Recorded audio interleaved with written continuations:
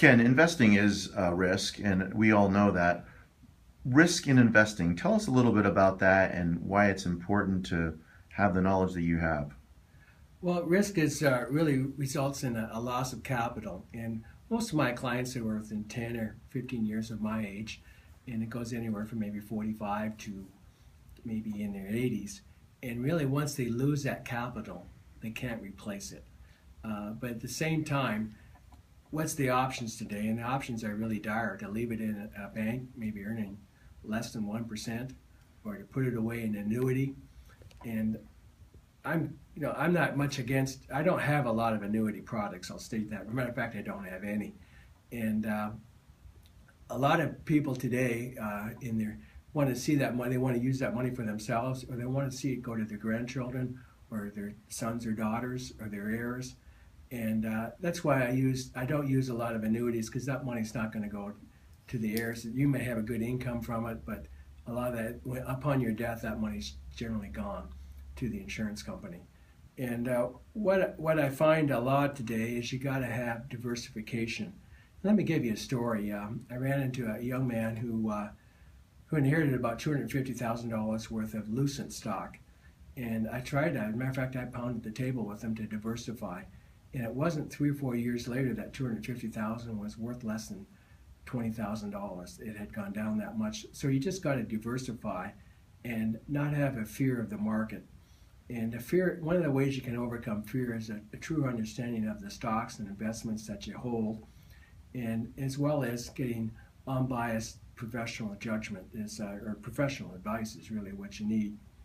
Now, in order for somebody, we're going to talk a little bit more about fear as we go along, especially at the end of the interview or the end of the video here. But what we talk about, unbiased professional advice, is I'm set up as a registered investment advisor through Ameritrade and Scottrade, and my fees are probably half of what you'd expect from an Edward Jones or a Merrill Lynch or any one of those larger competitors. You get the statement directly from Ameritrade, so that you can be assured that the money's there, and you're the only one that can take any money out of that account.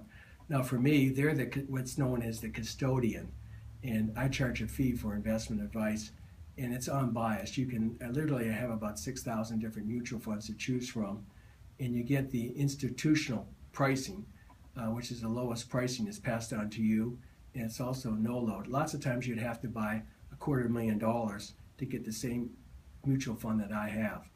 So it's a big advantage. You get a lower fee there right off the bat. Would you say that the risk in investing with you, because you're managing it, is much lower rather than the risk in investing with someone else because they're owning it? Yes, I would think so, because you get not only diversification, but I have a number of investment tools that have available through Morningstar. I probably spend maybe $8,000 or $9,000 just on research, and Morningstar research gives me how to diversify.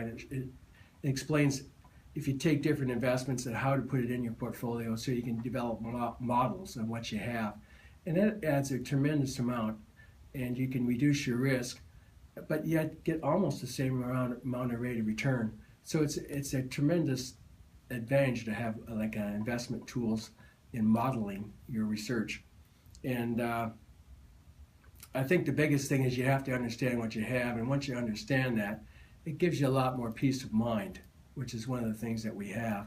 And it stops the almost sometimes the irrational of over investing in one particular area. The internet boom was one thing. I got all kinds of calls from people wanting to invest in some idea. The idea was correct, but the price on what they're asking for was astronomical. It was pretty obvious. One of the things that I like to talk to a lot of my clients about is in overcoming your fear. You're probably better than you think you are. There was an article I've seen in the Wall Street Journal, and it talks about it. I'd be happy to send you this article. It's about 8 or 9 pages. It talks about why everything you know about aging is probably wrong. And it talks about how we're probably better off than we are in memory loss. We're probably not going to have that much, and how we can take care of ourselves. And I think this was a lot. Quite often I hear from some of the children, is my grandfather's money safe? really kind of what they're, I hate to say this, but the grandchildren, even your heirs, are very concerned about you, and they're also concerned about their inheritance as well. And I hope that doesn't offend anyone, but you're probably better off knowing what you have. I mean, today, if you look at some of the greatest investors today, we hear about Warren Buffett, which is one of my largest holdings, Berkshire Hathaway. Another one is this gentleman here from Acra Investment. I met him at the Morningstar conference. His name is Mr. Acra. He's got to be 75, but he has a 5-star Morningstar rating. And over the last 10 years, there's been very few people that have beat him. And he's been in investment business all his life.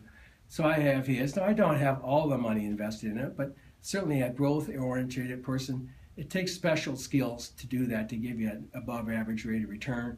And very few people have done it. This is some of the things I do. And you have to have a balanced portfolio, and you have to invest, sleep at night. Some clients I have are overly cautious, and I have to know when to get them. You got to be more aggressive here.